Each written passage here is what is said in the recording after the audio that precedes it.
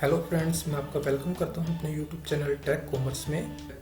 आज मैं आपके लिए एक एक्सेल वीडियो लेके आया हूं जिसमें हम डिफाइन नेम या नेम रेंज का उपयोग करना सीखेंगे। आपको बता देता हूं कि एक से ज़्यादा सेल के समूह को सेल रेंज कहते हैं। मित्रों, जब हम एक्सेल की वर्कबुक में किसी बड़े डेटा पर काम करते हैं और उस बड़े डेटा पर कोई फॉर्मूला या फंक्शन का उपयोग करते हैं तो ऐसे में हमें बार बार सेल रेंज सेलेक्ट करनी पड़ती है।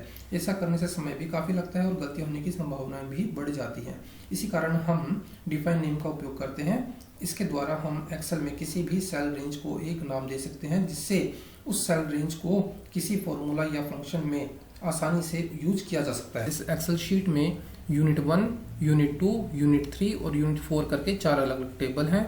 इन सभी टेबल्स में दोस्तों प्रोडक्ट और क्वांटिटी लिखे हुए हैं, जिसमें प्रोडक्ट में अलग अलग आइटम्स हैं और क्वांटिटी में उनकी क्वांटिटीज लिखी हुई हैं।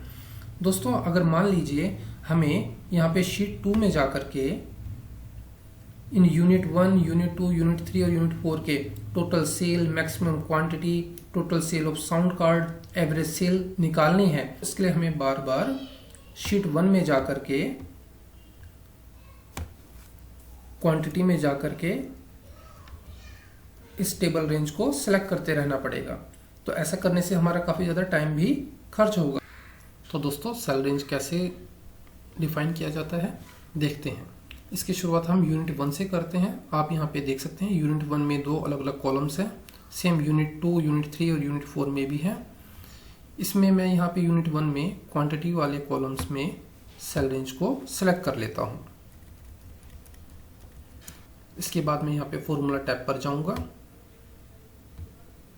उसके बाद मैं यहाँ पे डिफाइन नेम पर जाऊँगा।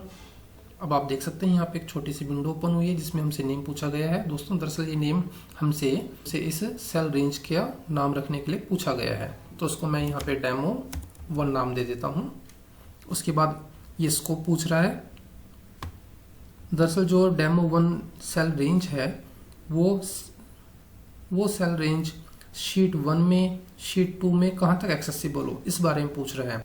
अगर हम ये चाहते हैं कि वह सभी शीटों में एक्सेसिबल हो तो इसके लिए हम वर्कबुक पर ही सिलेक्ट रहने देंगे और नीचे आ जाएंगे। अब आप यहाँ पे देख सकते हैं जो यहाँ पे रेफर्स टू है, रेफर्स टू में यहाँ पे जो हमने सेल सेलेक्ट करी थी उस सेलेक्टेड सेल रेंज को डिफाइन किया हुआ है। अब हम यहाँ पे ओके कर देंगे।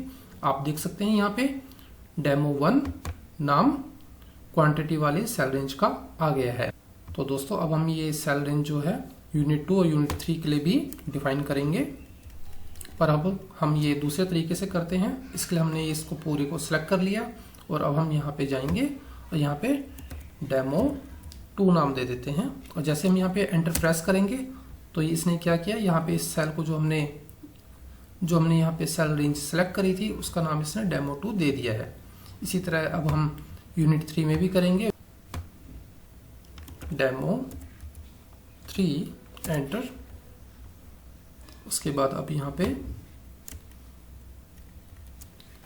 डेमो 4 दे देते हैं, डेमो 4।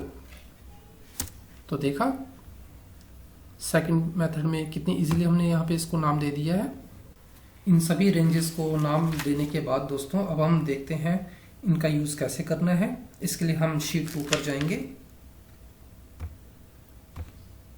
आप देख सकते हैं यहाँ पे यूनिट 1, यूनिट 2, यूनिट 3 और यूनिट 4 अलग अलग मैंने 4 कॉलम बनाए हैं। इसमें मान लो दोस्तों मुझे यूनिट 1 का टोटल सेल निकालना है, तो इसके लिए मैं यहाँ पे यूनिट 1 में क्लिक करूँगा। उसके बाद में मैं यहाँ पे इक्वल का साइन लगाऊंगा, फिर सम SUM सम टाइप करूँगा और ब्रैकेट स्टार्ट करूँगा। इसके बाद मुझे यहाँ पे यूनिट 1 की जो मैंने सेल रेंज थी उसका क्या नाम दिया था वो है टाइप करना है। इसके लिए मैंने डेमो DEM और डेमो 1 के लिए जैसे मैंने डेमो लिखा, आप देख सकते हैं यहाँ पे 4 ऑप्शन आ चुके हैं। मैं यहाँ पे डेमो 1 को सिलेक्ट कर लूँगा और फिर इस ब्रैकेट को क्लोज कर दूंगा और एंटर जैसे मैं प्रेस करता हूँ तो आप देख सकते हैं यहाँ पे इसने डेमो 1 का टोटल मेरे को सम दिखा दिया है कि यहाँ पे सम कितना है, 3958। इसको हम यहाँ पे क्रॉस चेक कर लेते हैं। देखिए आप यहाँ पे इसका जो सम है 3958 आया है। तो यानी जो हमारा यहाँ पे फॉर्मूला है काम कर चुका है। अब मान लीजिए मुझे यहाँ पे यूनिट 2 में सम निकालना है। फिर हम यहाँ पे ब्रैकेट स्टार्ट करेंगे। अब दोस्तों मान लीजिए मुझे ये याद नहीं है कि मैंने यूनिट 2 की सेल रेंज क्या दी थी। इसके लिए मैं यहाँ पे फिर फॉर्मूला पे जाऊँगा और यहाँ पे जो डिफाइन नेम ब्लॉक है इसमें यूज इन फॉर्मूला पे जाके क्लिक करूँगा। आप देख सकते हैं यहाँ पे इसने हमारी चारों टेबल्स का नाम दिया हुआ है। तो मुझे जो यूनिट 2 की डेमो 2 टेबल है वो सिलेक्ट करनी है। इसके लिए मैं डेमो 2 पर क्लिक करूँगा और ब्रैकेट को बंद करके जैसे ही एंटर प्रेस करता हूँ तो आप देख सकते हैं कि इसने इसका हमें सम दे दिया है। तो दोस्तों मान लीजिए अब मुझे यहाँ पे यूनिट 3 में मैक्सिमम क्वांटिटी को निकालना है। तो इसके लिए मान लीजिए मैं यहाँ पे यूनिट 3 में मैंने क्वांटिटी में सेल रेंज का क्या नाम दिया था मुझे याद नहीं है, पर इसके लिए अब मैं यहाँ पे नेम रेंज के थ्रू भी इस नाम का पता कर सकता हूँ। इसके लिए मैं यहाँ पे नेम बॉक्स पर क्लिक करूँगा। आप देख इसके बाद आप यहाँ पे देख सकते हैं इसने मुझे यहाँ पे डेमो 1, डेमो 2, डेमो 3, डेमो 4 चारों टेबल्स के नाम दिखा दिए हैं। मैं यहाँ पे डेमो 3 पे जैसे क्लिक करता हूँ तो इसने मुझे यूनिट 3 की क्वांटिटी की सेल रेंज दिखा दी है। तो यानी इसका नाम क्या है, डेमो 3 है। मैं यहाँ पे मैक्स फंक्शन का यूज़ करते हुए अब डेमो 3 लिख लेता हूँ और जैसे मैं यहाँ पे एंटर प्रेस करता हूँ तो इसने मुझे मैक्सिमम क्वांटिटी नंबर भी दिखा दिया है। आप इसको क्रॉस चेक कर सकते हैं। ठीक है दोस्तों अभी तक हमने सेल रेंज का यूज़ सिर्फ कॉलम वाइज ही किया है। अब मैं आपको इसका यूज रो वाइज भी करना बताता हूँ।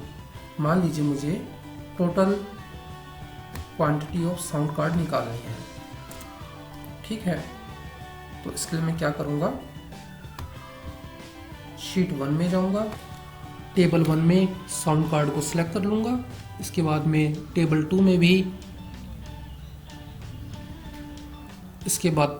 में भी क्वांटिटी में जाके साउंड कार्ड की सेल को सिलेक्ट कर लूँगा और यही मैं आगे यूनिट 3 टेबल और यूनिट 4 टेबल में भी करूँगा। इसके बाद दोस्तों मैं यहाँ पे फॉर्मूला टैब में जा कर के डिफाइन नेम में जाऊँगा और यहाँ पे इसको कोई भी नाम दे देता हूँ। मान लीजिए मैं इसको नाम साउंड कार्ड ही दे देता हूँ और ओके पर क्लिक करता हूँ।